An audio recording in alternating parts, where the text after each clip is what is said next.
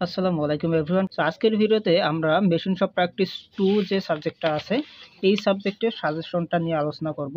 তোমরা যারা তৃতীয় পর্বে মেকানিক্যাল, শিপ বিল্ডিং এবং মেরিন ডিপার্টমেন্টে অধ্যয়নরত আছো, তোমাদের কিন্তু এই মেশিন শপ প্র্যাকটিসটা আছে, মেশিন শপ প্র্যাকটিস 2 সাবজেক্টটা আছে। সো চলো দেখে নেই যে এই সাবজেক্টে আমাদের কোন কোন প্রশ্নগুলো ইম্পর্টেন্ট এবং কোন কোন প্রশ্নগুলো আসলে আমাদের পড়া লাগে, ঠিক আছে? সো আমরা যদি প্রথম অধ্যায়ের দিকে আসি, তাহলে প্রথম অধ্যায়ে দেখো যে লেদ মেশিন, এই প্রথম অধ্যায়ে দেখি যে আমাদের কোন কোন প্রশ্নগুলো পড়া লাগে। তাহলে প্রথম অধ্যায়ে যদি আমরা প্রথমে অতি সংক্ষিপ্তের মধ্যে আসি, তাহলে অতি সংক্ষিপ্তের মধ্যে দেখো যে প্রথমে ১ নম্বর যেটা আছে, এক পন্থা বিশিষ্ট প্যাচ বলতে কি বোঝায়, এই ১ নাম্বারটা কিন্তু ইম্পর্টেন্ট, ঠিক আছে?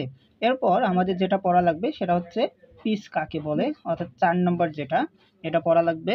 তারপর ৬ নাম্বার এখানে বলা আছে যে machine spindle, lead screw, idol gear এইগুলার সংজ্ঞা দিতে বলবে, ঠিক আছে? এখন এগুলা ৩টা থাকতে পারে বা ২টাও থাকতে পারে বা একটারও সংজ্ঞা দিতে পারে।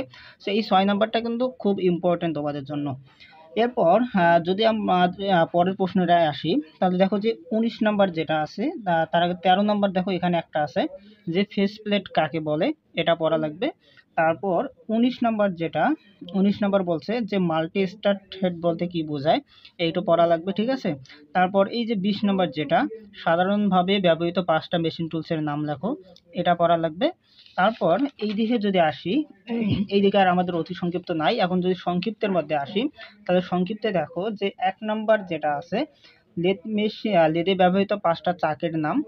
তারপর আমাদের যেটা পড়া লাগবে সেটা হচ্ছে ৬ নাম্বার যেটা, এটা কিন্তু ইম্পর্টেন্ট, যে একপন্থা বিশিষ্ট ও বহুপন্থা বিশিষ্ট প্যাচের মধ্যে পার্থক্য কি।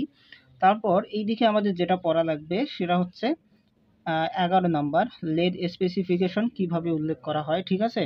তো সংক্ষিপ্তে এইগুলো পড়া লাগবে। এরপর যদি আমরা রচনামূলকে আসি, তাহলে দেখো যে ফেস প্লেট কাকে বলে, এতে কি উপায়ে কাজ আটকানো হয়, এইটা একটু ইম্পর্টেন্ট আছে, অর্থাৎ ২ নাম্বার যেটা, এটা পড়া লাগবে রচনামূলকের জন্য।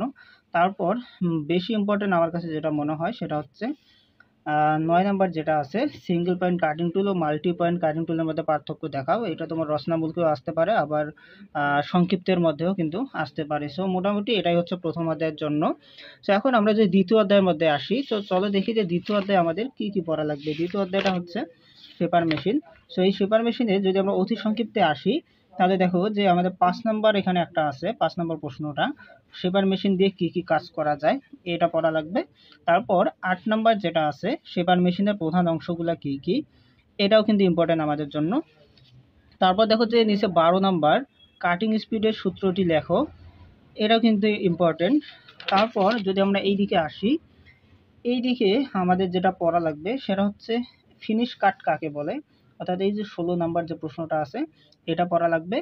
তারপর আমাদের যেটা পড়া লাগবে সেটা হচ্ছে এই দিকে দেখো যে শেপার মেশিনে কুইক রিটার্ন মেকানিজমের কাজ কি, ৩০ নাম্বার যেটা, এটা কিন্তু খুব ইম্পর্টেন্ট। তোমার কুইক রিটার্ন মেকানিজম সম্পর্কে অতি সংক্ষিপ্ত, সংক্ষিপ্ত, রচনামূলক যে কোনো একটা কিন্তু আসতে পারে। সো এটা ৩০ নাম্বারটা আমাদের অতি সংক্ষিপ্তের জন্য এখানে পড়া লাগবে। তারপর আমরা যদি এই দিকে আসি, অতি সংক্ষিপ্ত শেষ, এখন সংক্ষিপ্তের মধ্যে যদি আসি, তাহলে দেখো ১ নাম্বারটা শেপার বলতে কি বোঝায়, যেহেতু শেপার মেশিন সম্পর্কে অধ্যায়টা, সুতরাং শেপার সম্পর্কে জানতে হবে। তারপর ৩ নাম্বার যেটা, শেপার মেশিনের প্রধান অংশসমূহের নাম লেখো, এটা ইম্পর্টেন্ট আমাদের জন্য। তারপর এই দিকে যদি আসি, এই দিকে দেখো যে কুইক রিটার্ন মেকানিজমের বিভিন্ন অংশগুলো কি, অর্থাৎ ৭ নাম্বার, এটাও কিন্তু আমাদের জন্য ইম্পর্টেন্ট। আর সবচেয়ে ইম্পর্টেন্ট যেটা সেটা হচ্ছে শেপার ও প্লেনারের মধ্যে পার্থক্যগুলো উল্লেখ করো, অর্থাৎ ১১ নাম্বার, এটা কিন্তু ভেরি ভেরি ইম্পর্টেন্ট, এটা কিন্তু আসার সম্ভাবনা সবচেয়ে বেশি। তারপর এইদিকে সংক্ষিপ্ত নাই। এখন রচনামূলকে যদি আসি, রচনামূলকে এই যে চিত্রসহ কুইক রিটার্ন মেকানিজমের বর্ণনা, এইটা কিন্তু খুব ইম্পর্টেন্ট রচনামূলকের জন্য। আর এইটা যদি না আসে তাহলে আমাদের যেটা পড়া লাগবে সেটা হচ্ছে ৬ নাম্বারটা, অর্থাৎ শেপার মেশিনের টেবিলের উপর কার্যবস্তু স্থাপন কৌশল বর্ণনা করো। তবে মোস্ট ইম্পর্টেন্ট হচ্ছে ১ নাম্বারটা, কুইক রিটার্ন মেকানিজমের বর্ণনা দাও চিত্রসহ, ঠিক আছে? সো দ্বিতীয় অধ্যায় শেষ। এখন যদি আমরা তৃতীয় অধ্যায়ে আসি, তৃতীয় অধ্যায় হচ্ছে প্লেনার মেশিন সম্পর্কে। সো প্লেনার মেশিনের যদি আমরা অতি সংক্ষিপ্তে আসি, তাহলে অতি সংক্ষিপ্তে ১ নাম্বার যেটা আছে, প্লেনার বলতে কি বোঝায়, এটা পড়া লাগবে। তারপর 2 নাম্বার প্লেনারের প্রধান অংশগুলা কি কি, এটা কিন্তু খুব ইম্পর্টেন্ট, অনেকগুলা সালের মধ্যে কিন্তু এটা আসছিল, ঠিক আছে। এরপর আমাদের যেটা পড়া লাগবে সেটা হচ্ছে সংক্ষিপ্তের মধ্যে এই যে প্লেনার ও শেপারের মধ্যে পার্থক্য, এটাও কিন্তু ইম্পর্টেন্ট, 2 নাম্বারটা এটা পড়া লাগবে। তারপর এইদিকে সংক্ষিপ্ত 7 নাম্বারটা হচ্ছে প্লেনার মেশিনের সুবিধা ও অসুবিধাগুলো লেখো। তারপর 8 নাম্বারে যেটা আছে, 8 নাম্বারটা হচ্ছে প্লেনারের কাজগুলো উল্লেখ করো। মোটামুটি সংক্ষিপ্ত এইগুলো পড়লেই হবে। আর রচনামূলকে যদি আসি, রচনামূলকে এই অধ্যায় থেকে তেমন একটা হয় না প্রশ্ন, বাট তবুও আমাদের যেটা পড়া লাগবে সেটা হচ্ছে, দেখো যে এই যে 1 নাম্বার যেটা আছে, প্লেনার মেশিনের প্রধান অংশসমূহের বর্ণনা দাও, এটা একটু পড়া লাগবে। আর এই যে প্লেনার মেশিন চলাকালে নিরাপত্তামূলক যে সতর্কতাগুলো আছে এইগুলা কিন্তু পড়া লাগবে। আর এইগুলা হচ্ছে তোমার যেহেতু মেশিন শপ প্র্যাকটিস 2 এইটা, সো এখানে যে কোনো একটা মেশিন ব্যবহারের ক্ষেত্রে সতর্কতাগুলো কিন্তু আসতে পারে, ঠিক আছে। সো এখন যদি আমরা 4 অধ্যায়ে আসি, তাহলে 4 অধ্যায়ে দেখো যে আমাদের কোন কোন প্রশ্নগুলো আসলে পড়া লাগবে। 4 অধ্যায়টা হচ্ছে মিলিং মেশিন, আর এই অধ্যায়টা কিন্তু অনেক বড় একটা অধ্যায়।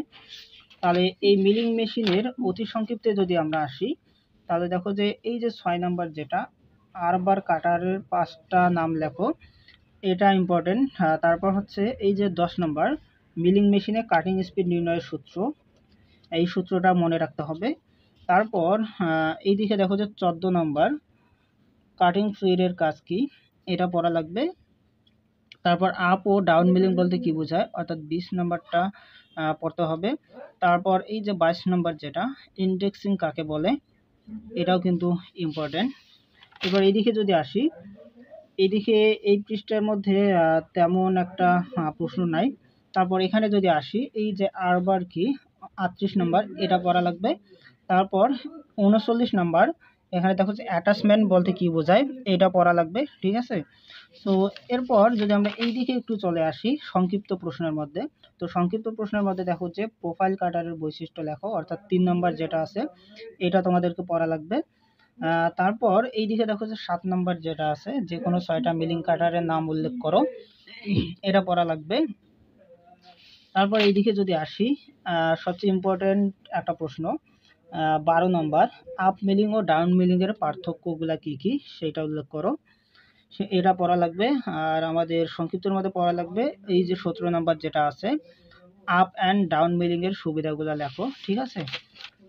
তো এরপর আমাদের যেটা পড়া লাগবে সেটা হচ্ছে এই যে 21 নাম্বার, দেখা যাচ্ছে ডিভাইডিং হেড ব্যবহারের উদ্দেশ্য, এটাও কিন্তু ইম্পর্টেন্ট একটা প্রশ্ন। তারপর পড়া লাগবে যে ইন্ডেক্সিং পদ্ধতিতে কয় ভাগে ভাগ করা যায় ও কি কি, এটা পড়া লাগবে। তো মোটামুটি সংক্ষিপ্তে এগুলোই পড়া লাগবে, যেহেতু অধ্যায়টা বড় সুতরাং প্রশ্ন অবশ্যই বেশি হয়ে গেছে, ঠিক আছে।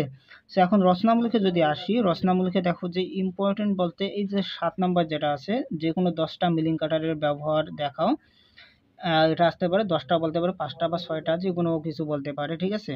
তারপর মিলিং প্রক্রিয়া বলতে কি বোঝায়, এই যে 10 নাম্বার, এটা পড়া লাগবে, ঠিক আছে।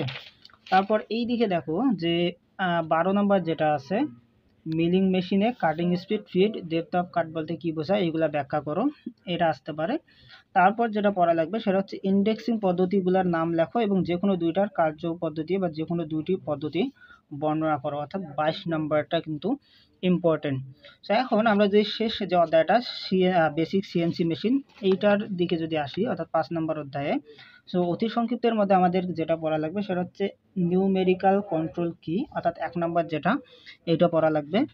তারপর আমাদের জন্য 7 নম্বরে দেখো যে সিএনসি মেশিনের কয়েকটা অংশের নাম, এটা পড়া লাগবে। তো অতি সংক্ষিপ্ত এই দুটা পড়লেই হয়ে যাবে। সংক্ষিপ্তে যদি আসি, 2 নাম্বারটা প্রোগ্রামিং বলতে কি বোঝায়, এটা পড়া লাগবে। তারপর যদি এই দিকে আসি, তাহলে এখানে দেখো এইদিকে সংক্ষিপ্ত আর নাই। তারপর আমরা যদি রচনামূলকে আসি, রচনামূলকে কিন্তু এই 2 নাম্বারটা ইম্পর্টেন্ট, যে এনসি ও সিএনসি মেশিনের মধ্যে পার্থক্যগুলো লেখো।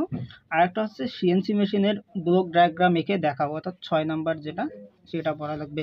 সো মোটামুটি মেশিন শপ প্র্যাকটিস 2 যে সাবজেক্টটা আছে, এই সাবজেক্টের প্রশ্নগুলো পড়লেই কিন্তু পরীক্ষার মধ্যে কমন পাওয়া যাবে, ঠিক আছে।